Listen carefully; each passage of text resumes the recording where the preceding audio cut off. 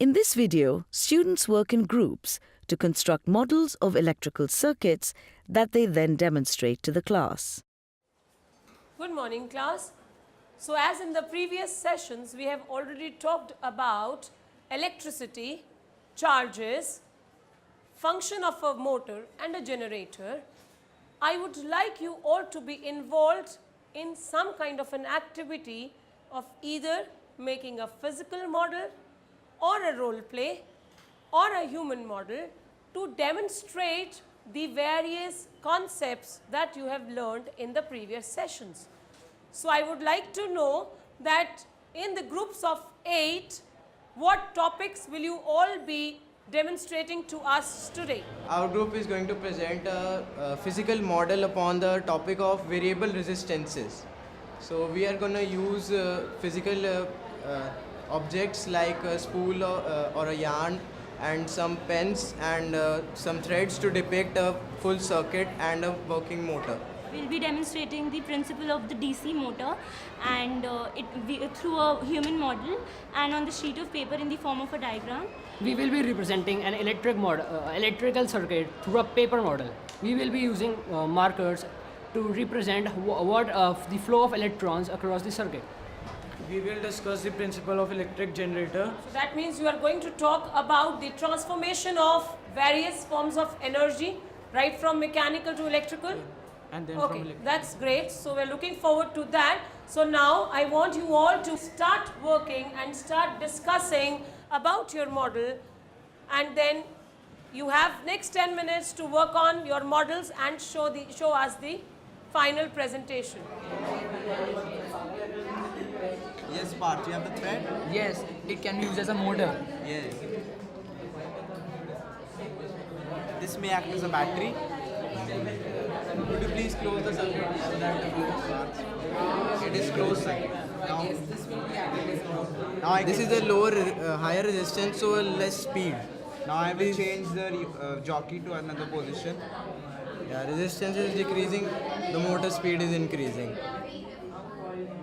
So this is how we can show with using a physical model that resistance is proportional to the electric current flow.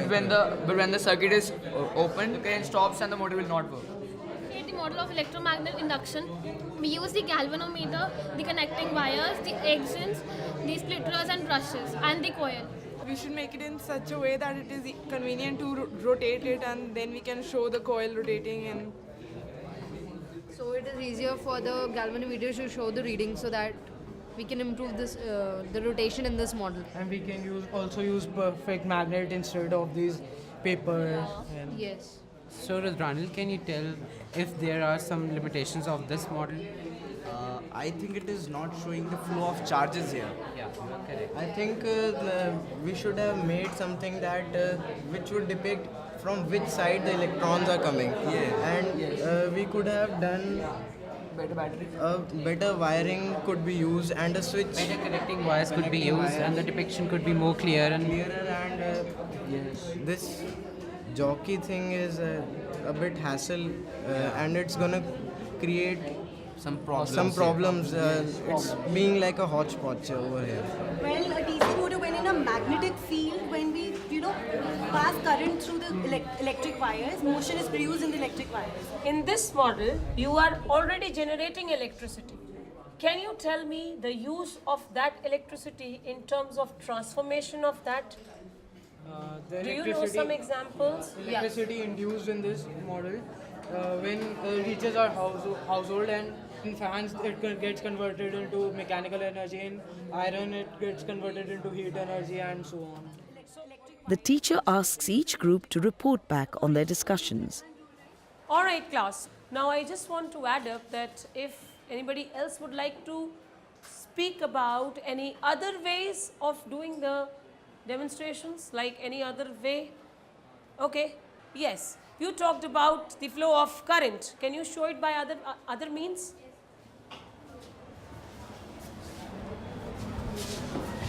We can take an analogy of a hill. Like in a melting glacier, water flows downwards. Similarly, the current flows from the higher potential to the lower potential.